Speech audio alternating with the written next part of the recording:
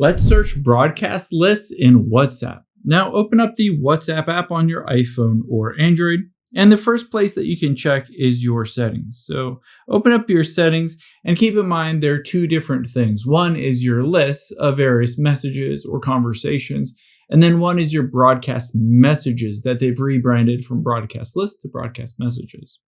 Now we can open that up here and you can see all of your broadcast messages. In this case, I can tap the little I and you can see this list info has Aaron and Tyler in it. And I can always hit edit list if I wanted to add more people to it or remove people from it.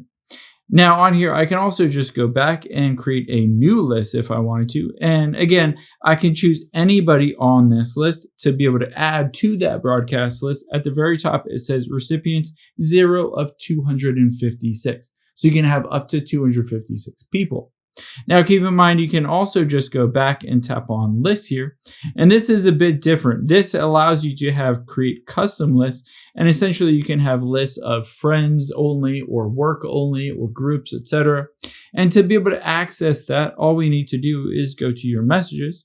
And here are your lists. So I can go over and I can choose favorites or I can choose groups here.